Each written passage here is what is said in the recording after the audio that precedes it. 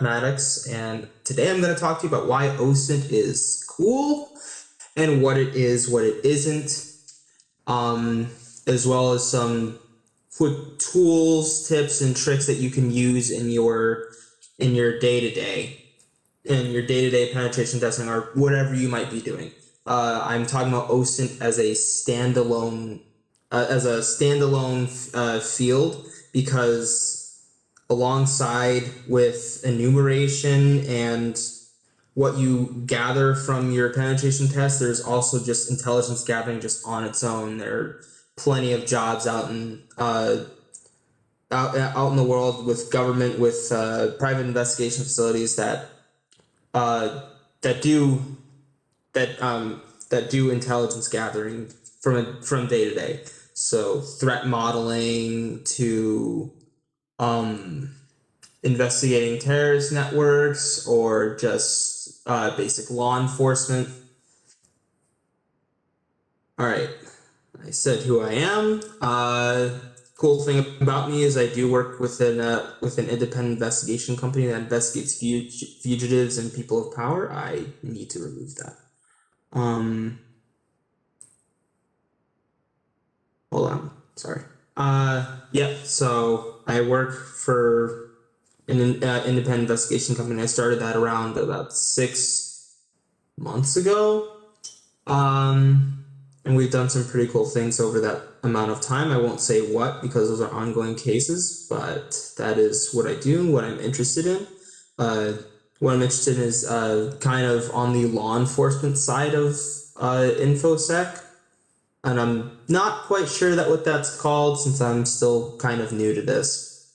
I'm a mathematician by trade. And why am I talking about this? So about a year or two ago, actually, I wanted to start a career in InfoSec. To start, I just started looking at and buying. I bought some books on some Security Plus books so I could learn some stuff and get some certifications. And one of those books had mentioned OSINT, so I looked into that and I fell down a giant rabbit hole. So I fell down that rabbit hole of OSINT, seeing that it was a bigger field than I had previously thought it was. Instead of intelligence gathering, instead of just enumeration in and of itself, it was an entire field, and it was a very general field at that. And I'll talk about the different facets of OSINT in a second. There are techniques available. So in this presentation, you'll find techniques available to you that you can use in your day-to-day. What you'll also probably take away from this is that having a complete intelligence product will aid you immensely in any kind of security audit. I listed physical security as an example because you want to have, and I assume so. And I'm not a security expert, but I assume that you want to have a clear understanding of your target and what you and what its security looks like, who the staff are, who the executives are, and what their weaknesses are in order to conduct a successful security audit, whether remote or physical. And on top of everything is that you'll learn what your own weaknesses are by learning what everyone else's weaknesses are. So the prime reason open source intelligence exists is because people on the internet like to put themselves out there. So you have people on LinkedIn posting their resumes, and their resumes contain sensitive information that they don't blot out. And people like me, people in intelligence, and people like you are able to pivot from certain pieces of information to other certain pieces of information. So you have like an email address, and you can pivot to a phone number, or you have a real name and you can pivot to a username, which they reuse on the internet over and over and over. So this presentation is also a way for you to keep your own operational security intact, because it's really important. Like knowing how to monitor data breaches in a way that's automated will help you get ahead of the data breach, change your passwords, and keep your operational security intact. So what OSINT is, it is a collection of publicly available data for the purpose of analyzing, aggregating, and disseminating the information in a timely manner as defined by the United States Department of Defense. And I believe that they had defined it in such a way in 1987. And I guessed a little bit on penetration testing and red team. I've been around IASG for a little while, and what I gather, what OSINT means to red teamers and penetration testers is that they might call it the enumeration phase. I did one hack the box where I had heard that term being thrown around at the beginning of my runs with the VM machines and hacking the box. A Intel analyst working for a company might call this competitive intelligence. In competitive intelligence, business intelligence, strategic intelligence, what have you, they all use sort of the same thing in order to get ahead in an industry. So strategic intelligence might be someone behind a desk using RSS feeds to monitor trends, or they might be using tools like Twint to monitor influencers and to see how information runs and disseminates across a network. And they might be able to get further results by doing what's called link analysis or a network analysis, which is, I believe that is the term that both businesses use and mathematicians use in order to get values or get information from a group of networks. Law enforcement might use open source intelligence to better track the movements of a high-value target and better understand their behaviors. And journalists, depending on what they research, might use OSINT and techniques to curb disinformation or misinformation, curbing confirmation bias, and just in general, just getting their stories straight. There is a investigation company, pretty big too, and you might have heard of it, called Bellingcat, and they've done a lot of, they do a lot of work concerning foreign intelligence and counterintelligence. And you can read some stuff on their website at bellingcat.com. I believe that's the website. OSINT itself is a broad term describing many facets of itself. So it is public available information, but the way you go about getting the information goes by different names. There are several specialized areas, such as geo-intelligence, so that's geographical intelligence, and that's where you use geolocation techniques, or you analyze geographical areas, and you're somehow getting information out of those areas, out of these yes. In the analysis of the relevant geographical information has to be relevant and has to, signals intelligence, that refers to collection and analyzation of signals from publicly available data sources. So think flightradar24.com or maritime trackers such as Vessel Finder. You can use certain techniques like Flight Radar 2024 and a bunch of other airline/maritime tracking. They're able to track the signals of certain ships, and that is publicly available online. And you can actually automate the collection of that information. You can analyze that information, aggregate it in a readable format using Python scripts, using web scrapers, and it's actually fairly easy to do. Celebrite is a little bit different. Celebrite allows you to take a phone number and find what tower that the phone had pinged off of. And there are a couple other websites that do generally the same thing, and you can use it to sort of triangulate where a target might be. But the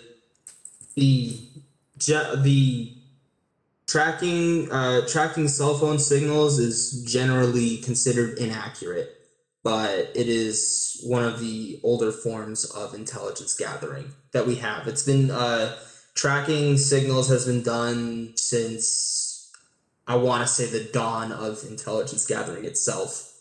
Think NSA. If anyone has ever watched Spycraft on Netflix, you can see that it's probably one of the most used and oldest forms of intelligence gathering. Human intelligence is it's not something, I want to say it's not something that might apply to you unless you're maybe social engineering in your security audits, and hopefully not in real life for nefarious purposes.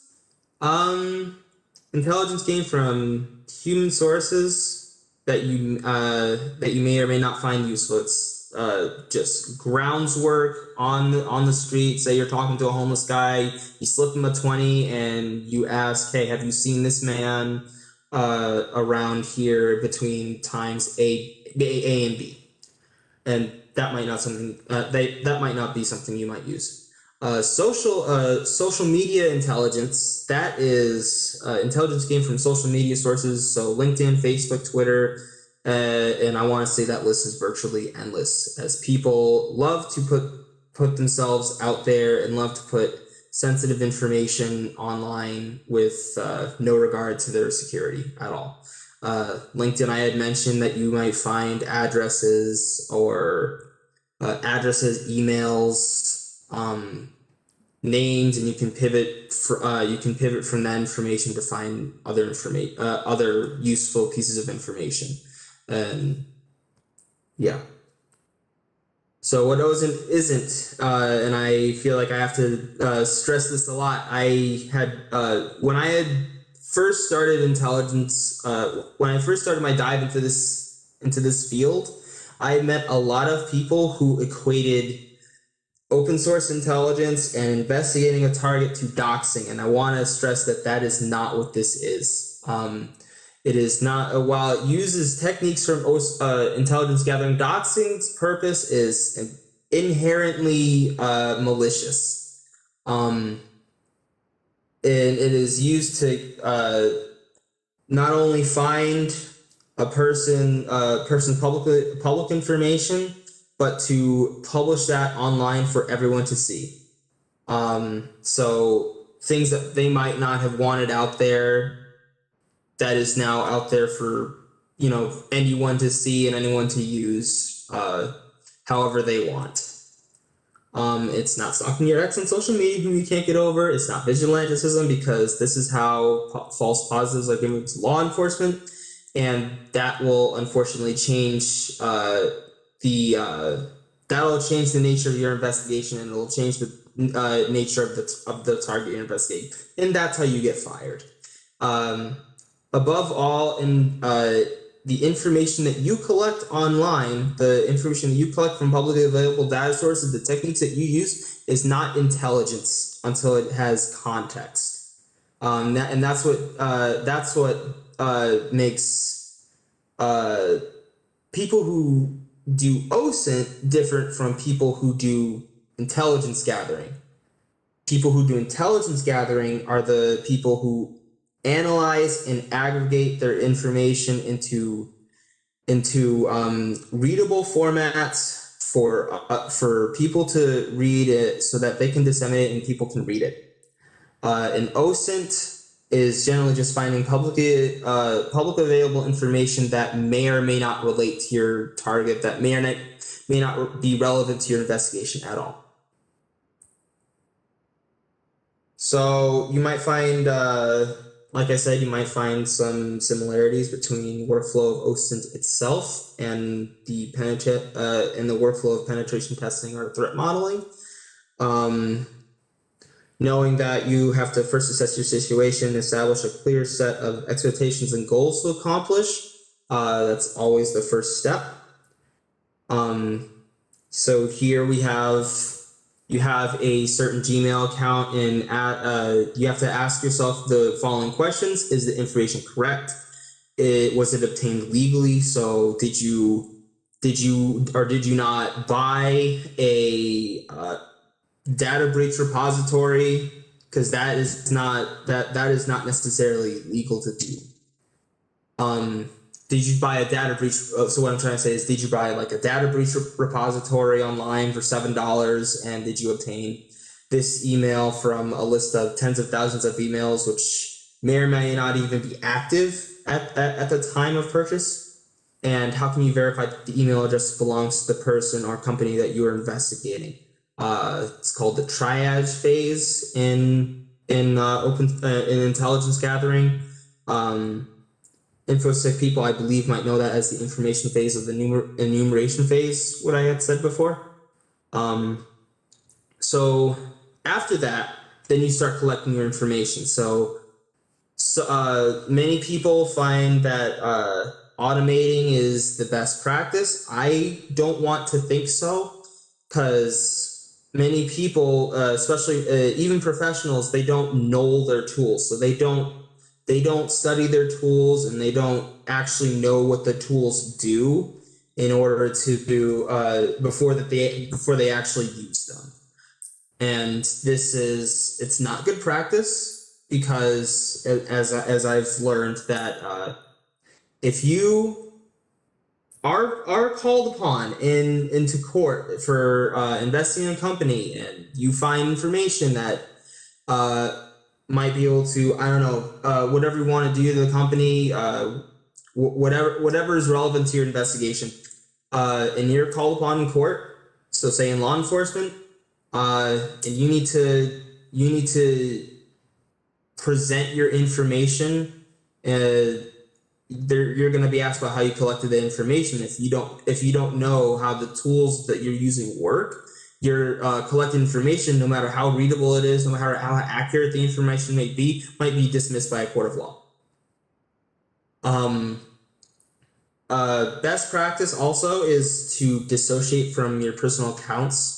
Again, many people, even professionals, always happen to use their personal accounts for investigative purposes, and this is not a good thing to do, because you have personal information from your account being collected by third-party databases, and that data is kept inside the database for however long. You always want to use sock puppets with sock puppet email addresses and sock puppet usernames that have never been used anywhere else before, to investigate or to do what it is you need to do in your investigation, so that if your data goes public, it can't be traced back to you in any way, shape, or form. So that includes VoIP numbers. You can always use Google. You can use Google Voice. You can use Android emulators, and you can use sock puppet email accounts and usernames that are completely contained within themselves and aren't leaking into any other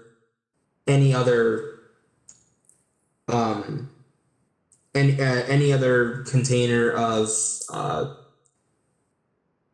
information that you have. Sorry. Final best practice is always to document your information. Documenting is important. It is of the utmost importance. So screen recording software, diligent note taking, that's going to help you document any pivots you might find. So going from an email address to a phone number, things like that.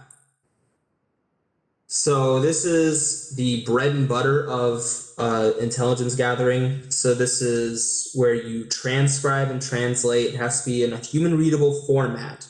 So your raw data. So say I have something that I'm going to run a little bit in just a little bit. Say you are collecting information from, I don't know, so what's a good example? Let's use Iron March. So you guys may have heard of the Iron March data breach, where a bunch of white nationalists got their information. Their website was leaking information, and they, I believe someone was able to find usernames, chat logs, and phone numbers. In that little data breach there, and they had extracted it and put it into an Excel spreadsheets or Google spreadsheets. I do not remember, but that is essentially that's the bread and butter of OSINT intelligence, is analyzing and processing that data. So we take Iron March for an example, and we extract relevant intelligence. So in that data breach, there might have been tens of thousands of data points, and only a small fraction of that might be relevant to any investigation. So someone might be committing a crime. There might be only a few chat logs inside that data breach that are anyway relevant. A lot of it can just be talk. So we can to read the data in that Excel spreadsheet. So say it's all in JSON, we can clean it up with the simple JSON tool. Or say you're analyzing trends on the internet and you extract a bunch of HTML information. You can you can write a script that cleans that all up. So it sends it all into a JSON file, and it's all readable in blocks so that you see what you have, and you're able to send it to an analyst that can actually read it, and that's gonna help the analyst day. Be a lot better, because it's more efficient to read it, not in its raw form. However, we do retain the raw data for cross-validation to make sure that the information that we get from the raw data is correct and relevant. We generate timelines so that the intelligence you have is relevant, as certain pieces of data tend to spoil and disappear over time. So say you have an incriminating tweet by someone you're investigating, and they delete it almost immediately, and you need to be able to document when you found it, how you found it, and where you found it, so that whomever you need to pass along the information knows that you had it and aren't just lying. And finally, we leverage tabulation and visualization softwares. You might be familiar with the following tools: Excel, Multigo, Gephi, and Google Spreadsheets. And those are great tools to visualize and manipulate data in order to supplement analysis. I personally have used Gephi a lot in my investigations in order to do network analysis, because that's it's a lot like Multigo, but you don't have all the bells and whistles that Multigo has. You don't have the layers or I'm not sure what they're called. I haven't used Multigo in a while. But you don't have all the bells and whistles that Multigo has, but you're able to do the same amount of analysis and gather virtually the same information, except you have to do a little bit more footwork. There are also helpful browser add-ons that clean up data for you. So I know that there's a browser add-on for Firefox that does JSON cleanup. So if you find information in JSON and it's in its raw form, you can take that tool and it'll show it to you in a readable format. So producing that information, which is more or less the final phase before disseminating it, is taking your process intelligence, analyzing it to answer the original new questions, point out your gaps in your intel. It's okay to have gaps. In a perfect world, we know everything, but that world does not exist. So you identify what additional questions you need to answer and what research must be done in order to move on to the next iteration of your intelligence cycle. Avoid any confirmation bias. So does the information you have support or disprove your theories? I think this is something that a lot of humans struggle with. Just because we're human, it's not you can be left, right, or center, and it doesn't matter. You will always have some amount of confirmation bias in your system, and you should always do your best in your investigations to avoid it by asking yourself objective questions. Does this information you have support or disprove your assumptions or theories? Is your information relevant? Did you reread your report writing? Did you have any bias, and is it reliable? Probably the most important thing before you hand in any kind of report is having an objective report instead of subjective. Create categories based for your intelligence based on validity, reliability, and how biased your information might be and its relevance, and rank them as it relates to your intelligence product. And that just means that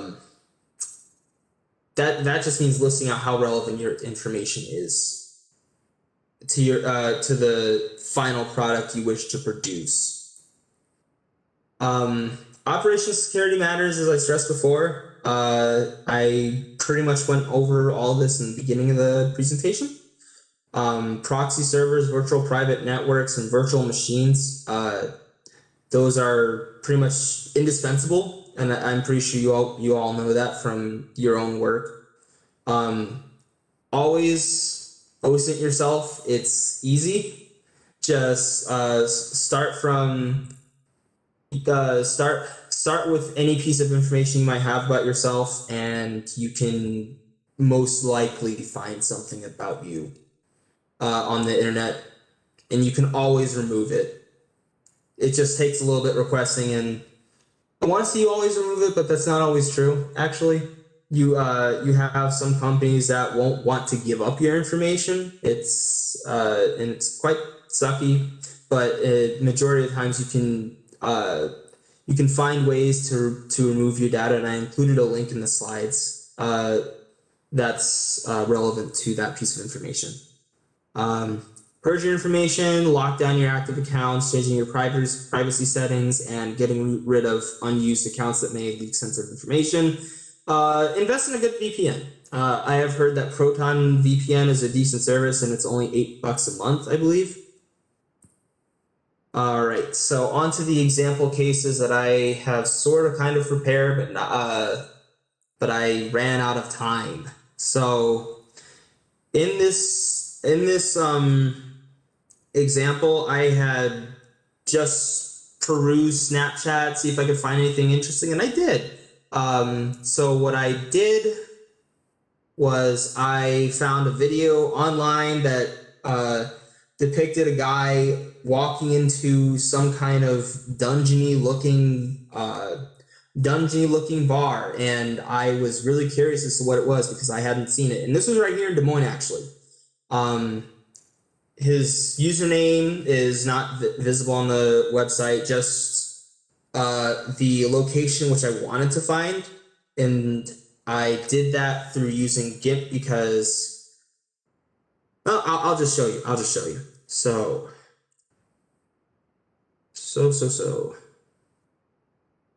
we're going to go to location.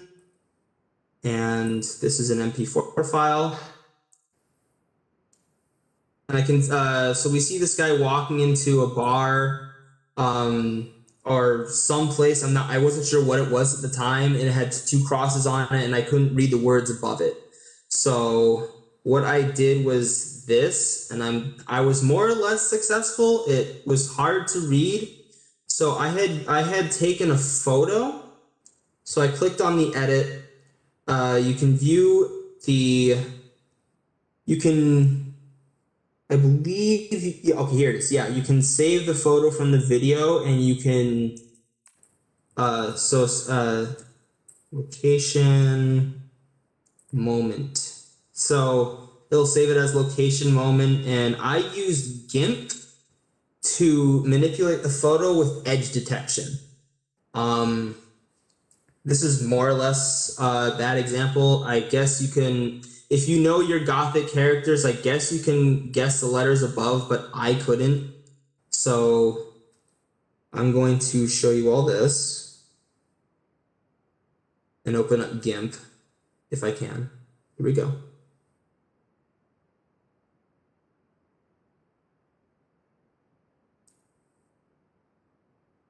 Okay, so here's the manipulated photograph. Basically what I did is I clicked on filters, edge detect, and I just started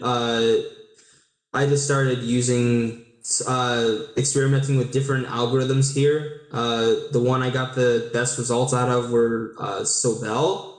And so I believe I also have a couple others. Nope.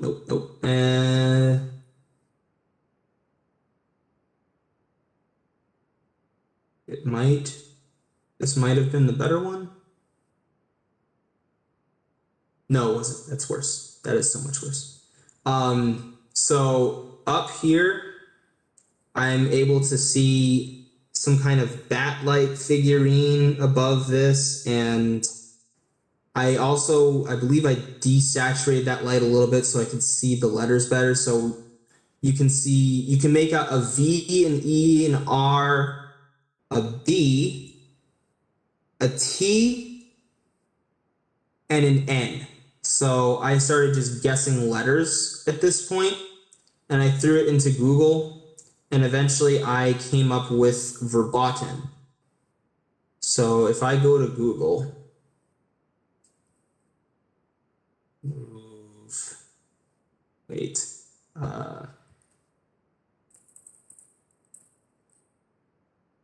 verboten.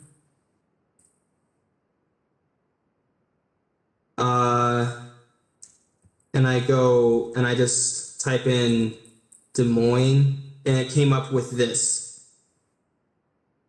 And it was it's an odd little Gothic bar on Walnut Street. So that answered that question. I was actually pretty proud of myself for finding it, even though it was, fairly easy.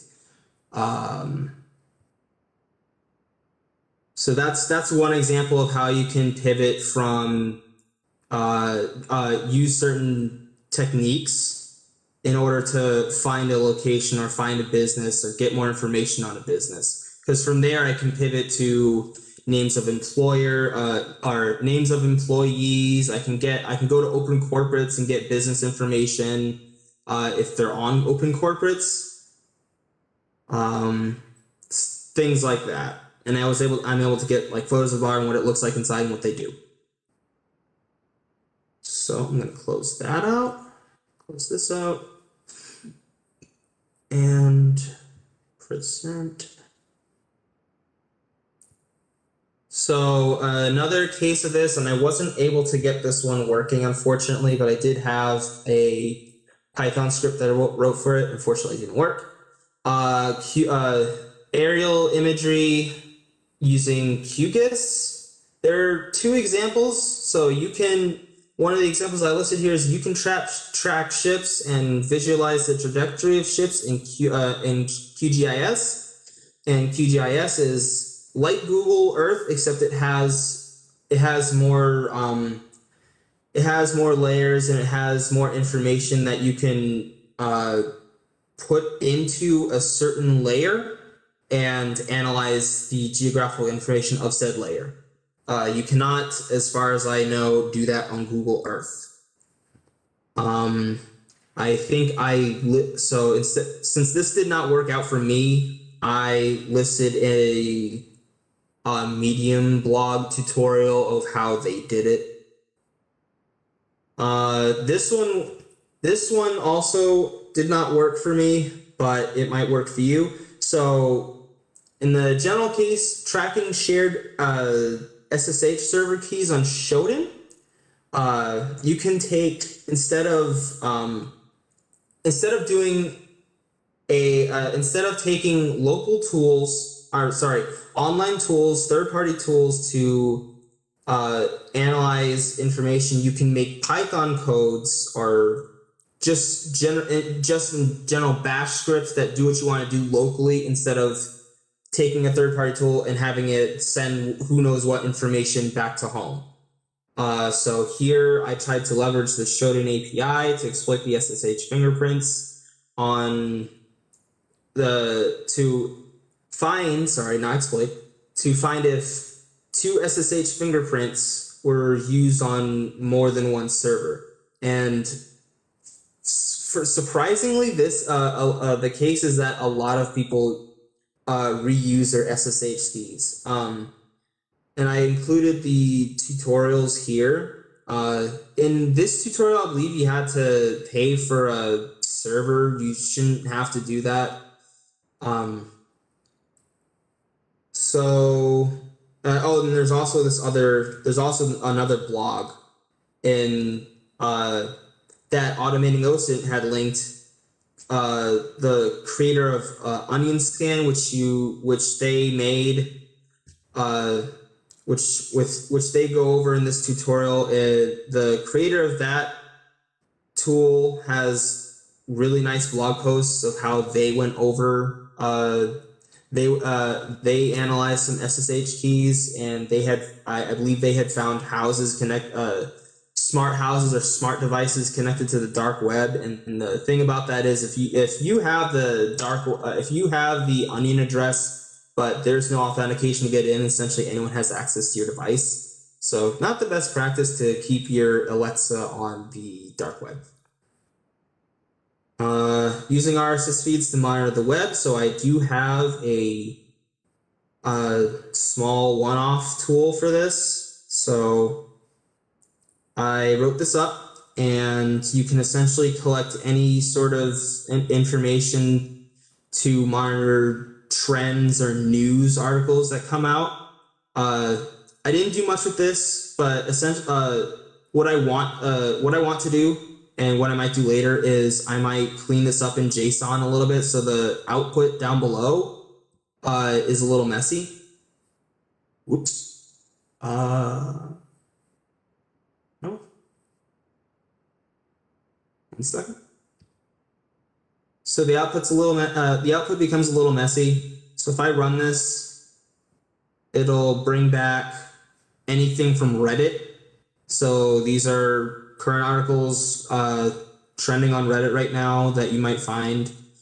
I could probably clean this up with JSON, and I could probably run this script for hours at a time every day on repeat if I wanted to. And I can also change this.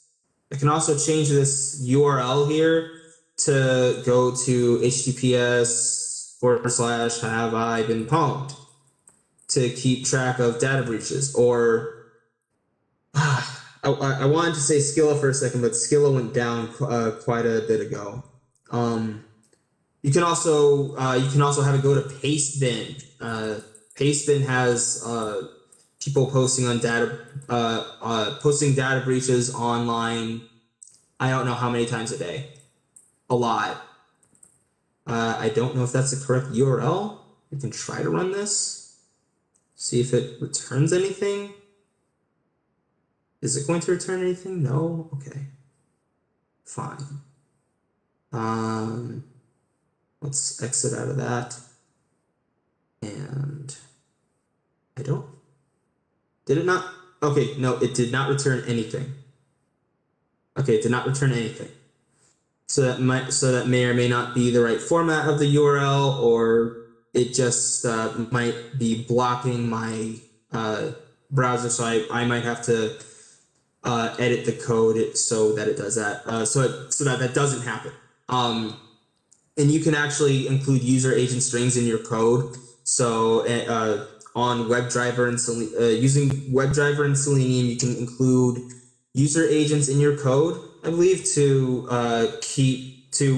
mimic a real-time browser instead of a web crawler like this. All right, so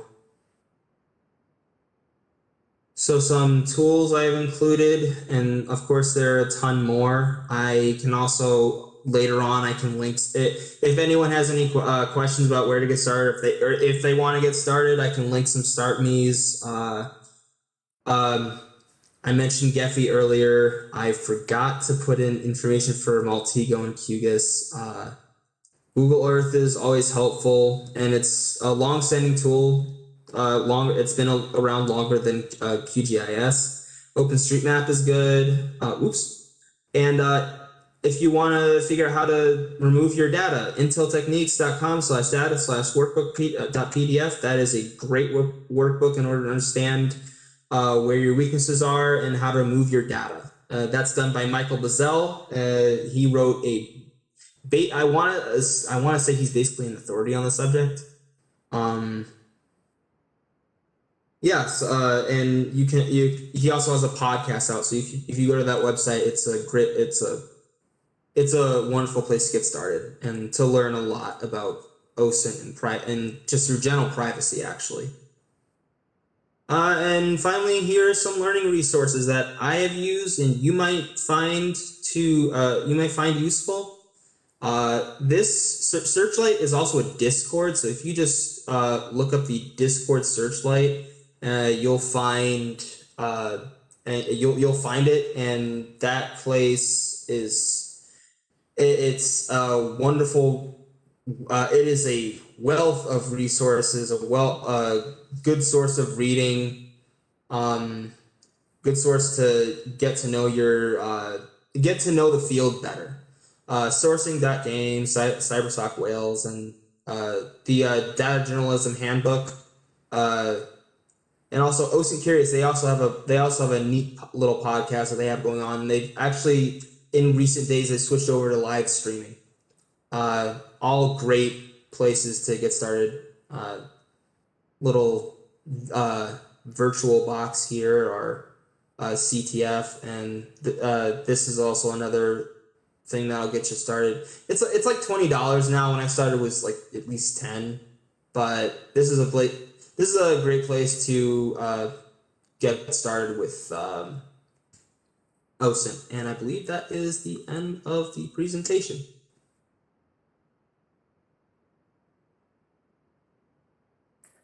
Would you mind if I shared the slides with everyone? Yeah, I don't mind. Go ahead. I was just going to assume that would be a little bit easier than them trying to copy it down character for character for the links. Yeah, I'm also going to include more links since I didn't have the time to include the ones that I had wanted, or rather I ran out of time. So if you have any questions, you can always email me. I will include my email in the. I want to say, can I include it in the chat, or I can include it on Slack? Slack would probably be better because the chat will disappear. All right.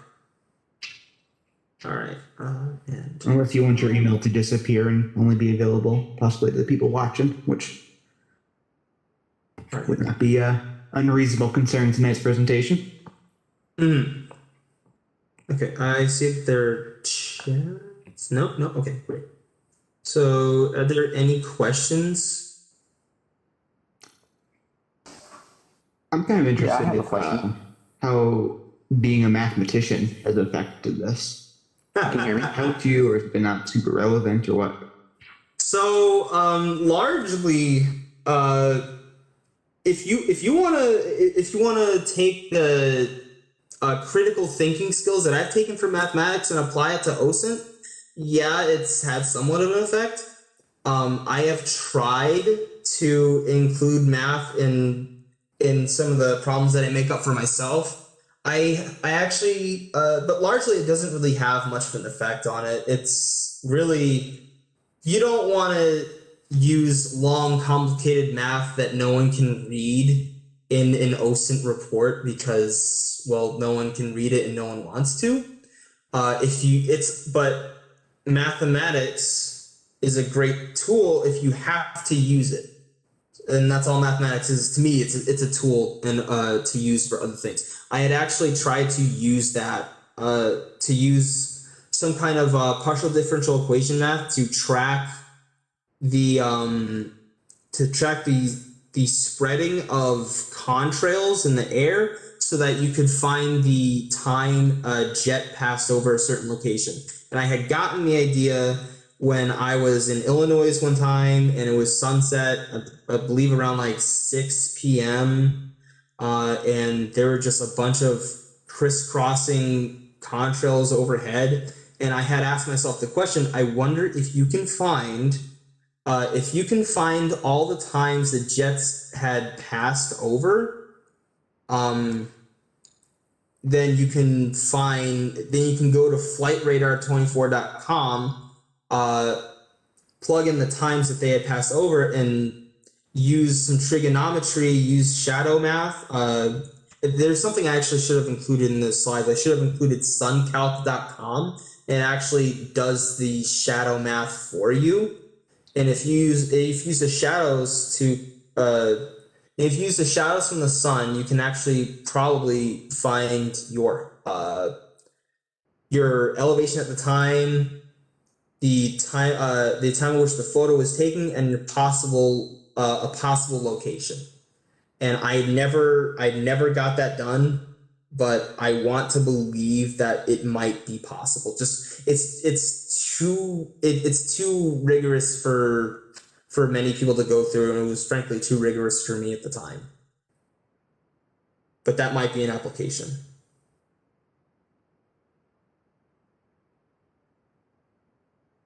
Any other questions? So where would you what kind of jobs would you recommend for someone just wanting to start out in OSINT? Like what should they be looking for?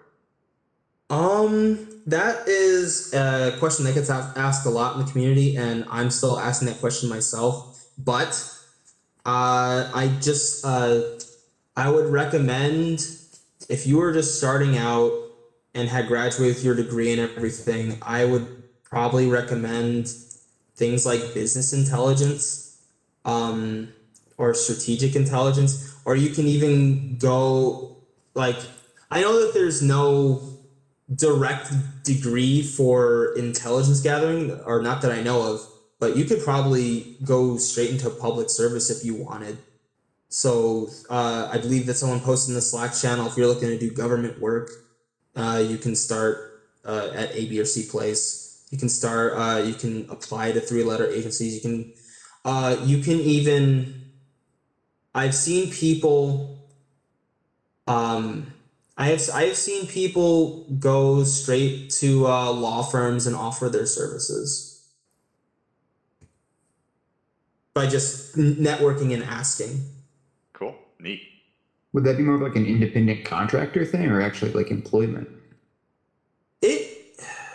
It depends on the nature of the job. If you're looking to be employed or if you're looking to be an independent contractor, I've seen it more on the independent contracting side, and I think many of those people might have PI licenses if you're looking to do that sort of thing.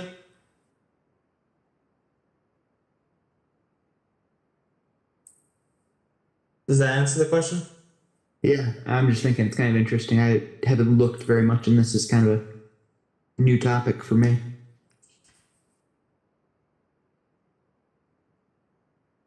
Any other questions? So now, I know you said you can't really talk directly about like things that you have been working on. I'm trying not to. I've got a question, but I don't know if I'm going too close to the sun here. But Have have you ever like found like a missing person or? Um, no, I haven't. I'm only so that's a fine question, and that the missing person that was actually the Trace Labs CTF. So whenever I never directly found a location on a missing person, and those are actually really hard to come by. So I'm not gonna beat myself up for not finding that person. And a lot of those people in that CTF actually wanted to stay missing. Clearly, a lot of them, you can see a lot of runaways. So people that were missing for 5 years, but were clearly still on, popular social media services. Uh, I never actually found a location, but you can. I went as far as to find the general city that they might be in, the general state.